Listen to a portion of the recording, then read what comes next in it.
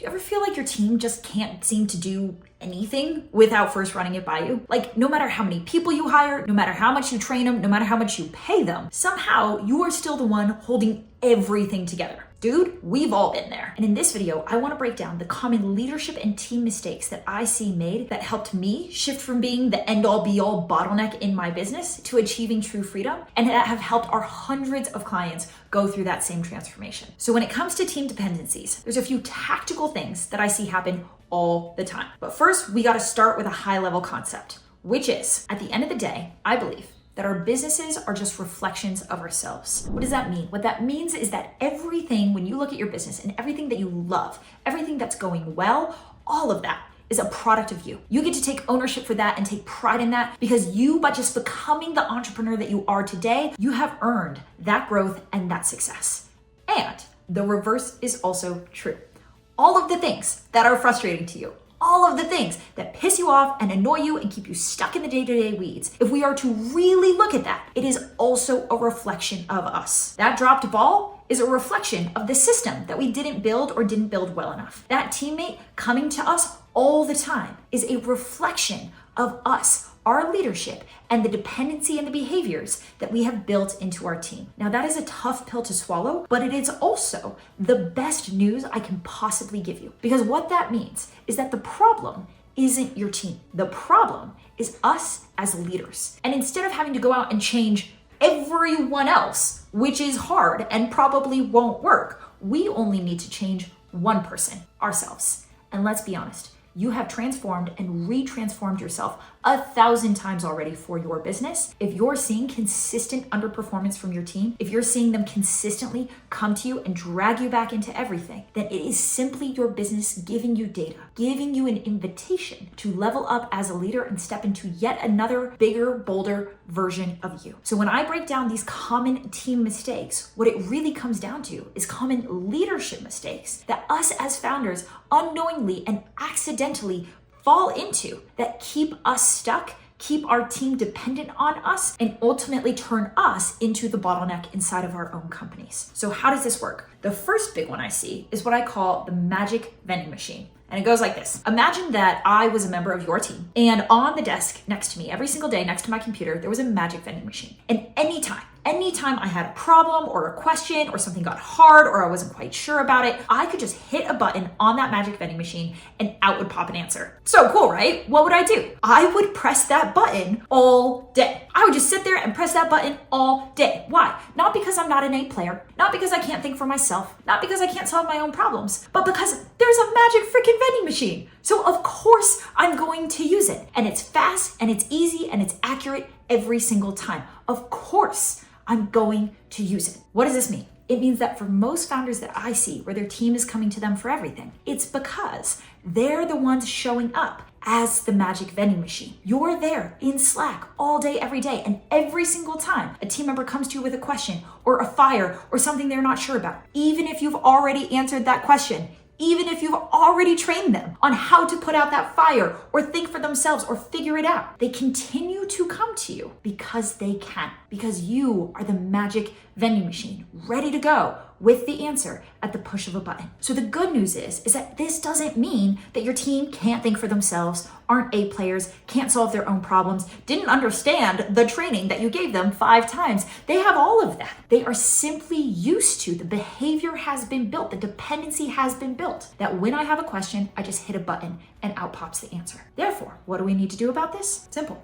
Turn off the magic vending machine. When your team comes to you with a question, instead of answering them immediately, roll the ball back across the table with your own question. Hey boss, what do we do about this? Well, what have we tried in the past? Well, what do you think we should do about this? Well, what did you do yesterday when this problem came up? You can reflect it back to them with a question that challenges them to solve the problem, bring their own critical thinking to the table, and lean on the documentation and the training that you've given them. It turns off the magic vending machine without abandoning your team, which brings me to common mistake number 2. Generally, I talk about the magic vending machine and founders are like, awesome, Jhana, so I'm just gonna turn off my Slack and never talk to my team again. That's turning off the magic vending machine, right? I fixed it. This is common mistake number 2. Delegation is not the same as abdication. Here's the metaphor I always use, which is that if your team was a soccer team, right? And right now, you're on the field. You are the MVP. You are the person chasing down every ball, scoring every goal. Your team is coming to you for everything. You are the MVP soccer player on that field. Then delegation is what happens when you get to step off the field and become a coach on the sidelines. You step away from being that MVP player, from doing absolutely everything on behalf of your team, and you let them start to run the play without you, while you step onto a coach on the sidelines.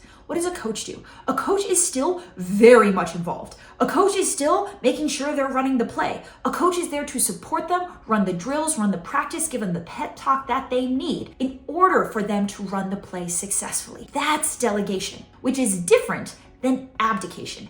Abdication is walking out of the stadium. It's, here's the ball, go have fun, kids. I'm gonna go get tacos. So when we step off the field, we don't leave the stadium. We simply evolve from being a player to being a coach. And when I say turn off the magic vending machine, what I mean is pass the ball and step off the field, but stay involved as the coach that your team needs in order to run the play without you. So what does a coach do? Well, first and foremost, a coach chooses and structures their team. Right? They decide what players am I putting in what positions and how am I going to structure this team to work together so that they run the play as effectively as possible. And that brings us to point number 3, leadership mistake number 3, which is a lack of role clarity and team structure as we scale. And I see this mistake everywhere. Like literally in 90% of our clients, this crops up. Why? Because sticking with our soccer metaphor for a moment, starting your business and building that initial team is kind of like playing 2v2 backyard soccer at your last family reunion. Remember your last family reunion where like you and your mom were on one team and it was against like your cousin and your dad and the goalpost was just like a shoe in the grass? And in 2v2 backyard soccer, if the ball's over there,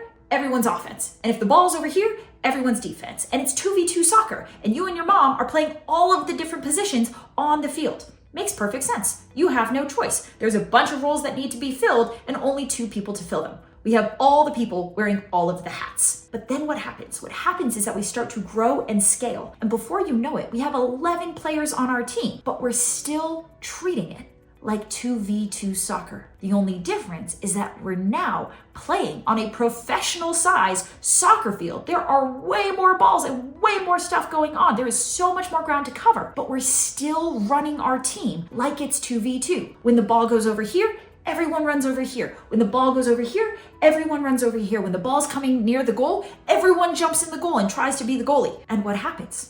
People step on each other's toes. They double up on work. Or I thought you had it and you thought I had it and neither of us had it and now the ball has passed through us and hit into the goal, right? It creates chaos to try and go from 2v2 soccer to 11v11 when we haven't evolved how we think about building and structuring our soccer team. So before, where it was all people wearing all hats, all roles on the field, we now need to build our soccer team. This one person, you are just the center forward. This one person, you are just the goalie. And when we start to structure and clarify roles like that, what we create is efficiency, right? Where now the goalie can trust the center forward to score the goal. They don't need to jump over there and try and score the goal themselves every single time. They know that their teammates got it. And likewise, if I'm the center forward, I can let that ball pass right by me because I know that the goalie is right behind me having my back and they're gonna get it. So what it ends up doing is creating clarity for every single member of your team around what is my job, what is my role on the field, and what is not my job? What are the balls that I do not have to chase? What are the problems that I do not have to solve? And instead, I can stay focused on mastering and being the absolute best in my role on the field. And here's the real trick, is that before, when it was all of us still playing 2v2 style soccer, running around the field after every single ball, you were again that MVP player number 1. You were the one chasing down every single ball, scoring every single goal, jumping back into the net every single time to play defense when the ball gets near you. You were the one running yourself ragged, putting in 60, 80-hour weeks, trying to be everywhere, getting it all done. And what happens when we create team structure and team clarity? We get to step off the field. We now have a team that can score every goal, defend every goal, run every play, with us observing and running the play as a coach, aka swap out that 60-hour work week for a 30-hour work week and watch your team start to run and grow without you. Role clarity is what ultimately creates freedom, and it also creates profit, because now we can get way more work done with fewer people. When it's all hands on deck, everything is chaotic, Everything is overwhelming, and our response to that is, man, everyone's overwhelmed. I better hire. I better hire more people and throw more bodies at the problem. And what does that do? It exponentially compounds the chaos, the disorder, the overwhelm. So if you feel like you've been hiring like crazy, but you're still overwhelmed and your team is still overwhelmed, it's not because you don't have A players, and it's not because they aren't capable. It's because we haven't created role clarity and structure that allows every single person to find their role on the field and work together as a team. And when we do that, what we unlock is productivity and efficiency, aka profit. More work being done with less people. And that lean, slimmed down team is the most profitable, scalable version of your team and of your business. Because here's the thing, operations at the end of the day always comes back to profit. How we structure our team should make us more profitable. How we lead should make us more profitable. And if you're having a hard time identifying how these things drive profit or where profit may right now be leaking out of your business, go ahead and check out, I have a free profit finder. It takes 10 minutes. It's gonna diagnose your team, diagnose your leadership, and identify exactly where in your business profit right this second is leaking out of your business through the gaps and inefficiencies that are hiding in plain sight. So if you want to immediately make your business more profitable, go check out the link below. It's an entirely free diagnostic and it's going to put you on the right track. Because none of this stuff that I coach on, team, leadership, systems, operations, none of it matters if it doesn't drive the bottom line, if it doesn't ultimately make our business more scalable, more sustainable, and giving us more freedom and more time back for more profit. So we've now determined we're turning off the magic vending machine, but doing so in such a way where we are not abdicating responsibility. We are simply going from being a player on a disorganized field. We are structuring and clarifying roles and using that to step us off of the field onto a coach on the sidelines, but not the coach that walks out in the middle of the game. Cool, we've made it that far. Couple more things, couple more common bottlenecks and mistakes that I see all the time when it comes to where leaders are getting themselves stuck in the day-to-day weeds of their business, despite having a team that wants to run the play without them. 2 more points that I want to cover around this. The first is around accountability.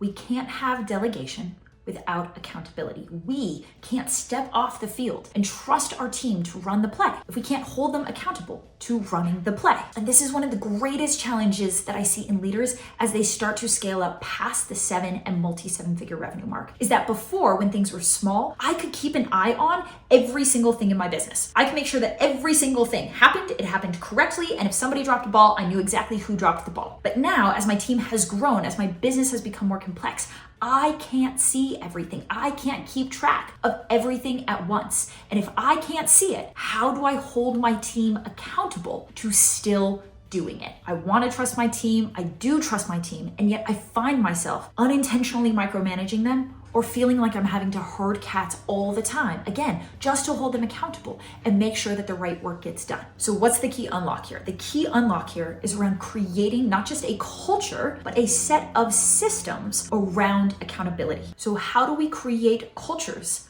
of high accountability? Let's stick with our soccer metaphor because honestly, it's really working for us here. Imagine if that team's on offense, they're passing the ball down the field, they've made it past this defender, and the ball's starting to come towards the goal, and your goalie's getting a little bit nervous because it's a really good player like Lionel Messi is coming towards them with that soccer ball, about to score a goal. And right as the ball starts to come towards them, you out of nowhere jump onto the field, grab that ball, and save the day. What happens to your team and to your goalie? What happens is, with the best of intentions, we as leaders, when we jump in to save the day, to fix the fire, to put out the mess, to solve the problem, to handle the important client, with the best of intentions, we step in to try and help our team. What we actually do is rob them of ownership. What we are teaching our goalie is, hey, I trust you to stand in the goal and look menacing, but if it ever really matters, I will defend the goal. I will step in and save the day. If you let a ball slip through,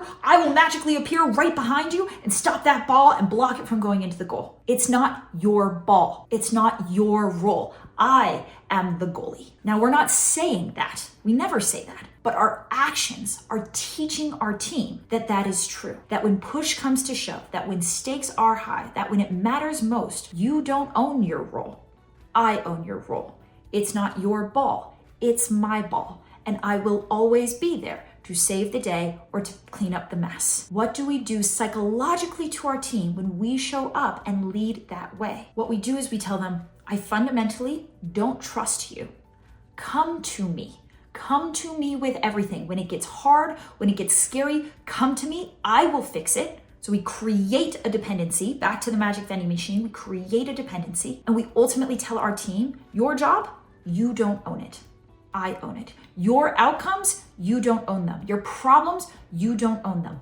I own them. So again, we never do this to be malicious. We never do this to be hurtful or harmful to our team. We do this because we care about them. We want to serve them, and we don't want them to make a mistake that's going to cost us money. But the result of our actions is that we disempower our team, and we teach them, instead of taking a risk, instead of trying the thing, come to me. I will fix it. And then we get frustrated when our team comes to us asking us to fix everything. So you can't have accountability without ownership. I will hold my goalie accountable to saving 90% of all shots on net. That is a metric. It's a KPI that I can measure, that I can track, and that I can hold them accountable to. 90% of all of the balls that come your way, you block them. That is what success looks like in your role. And I trust you. I trust that you will block 90% of shots. What does that mean? That means that 10% of the time, the ball is going to get through. 10% of the time, you're going to get scored on. And in this metaphor, that means the team messes up a client account and the client gets mad and they leave. Or your salesperson fails right at the final moment of the sales call and they don't close. Your team makes mistakes, and those mistakes cost you money. And this brings us to the fifth and final point that I want to share around the most common leadership mistakes that I myself have made every single time, that my clients make all of the time, but that ultimately lead to us getting stuck in the day-to-day weeds with a team that is dependent on us, which is what happens when your team messes up. An incredible mentor of mine once said, when you agree to hire a team, you agree to let that team lose you money. It's inevitable. Your team will make mistakes. It's not about if, it's about when. And the question is, what happens when your team messes up? Are you there to steal the ball back, to take ownership away from them and teach them with your actions that I don't trust you to handle your own mistakes? Or do we turn every single mistake into a learning opportunity when a failure happens? Are we getting mad? Are we blaming them? Are we shouting at them and making them so scared that they never want to mess up again and they're just going to keep pressing the magic vending machine button because it's way easier and less scary than getting yelled at? Or are we taking that failure and we're using it to be a coach? When we get to practice the next day and our goalie is down in the dumps because they let a bunch of balls through, do we show up as a coach? How did this happen? Why did this happen? What are you going to do differently to prevent it from happening next time? What training and practice and drills do we need to run so the next time the ball comes at you in that way, you're ready for it? I'm not mad that you made a mistake. We're going to use that mistake to grow, to learn, and to turn you into an even better goalie. If every single mistake that happens across your business becomes a learning opportunity that allows your team to grow, then what have we done? We, the leaders, just by how we respond, have turned failure into an accelerant inside of our business. Every mistake creates growth. Every mistake makes our team better. And our team can only have that opportunity if we give them the chance to fail. And then we show up as the coach, ready to take that failure, help them learn from it, and help them get better next time. So, to bring this full circle, if you're still with me and you're hearing this and you're like, yep, I do every single one of those things, I want to be very clear. That does not mean that you are a bad leader. You are a phenomenal leader. You are the leader that was capable of getting your company to this size and this stage of success. Well done. And I absolutely mean that. And what got us here will not get us there. And if our businesses are reflections of ourselves, and what we're seeing in that reflection is a team that's underperforming or underempowered or coming to us for everything or waiting for us to save the day and pick up the dropped ball every time. All that is data, is a reflection back that says, here's where you have the opportunity to grow as a leader next. And if you're asking yourself, why is this happening? I can almost guarantee it is one of the 5 common leadership mistakes that I just broke down and walked you through. And the great news about that is just by adjusting that, just by evolving yourself as a leader, you will immediately start to see a different response back from your team. So we may have the team, but we also need the systems that can scale and grow with us. And that's why I put together a video, I call it the ultimate guide to building systems so that your business and your team, once and for all, can finally run without you. So you can go ahead, check out that video next, and I will see you over there.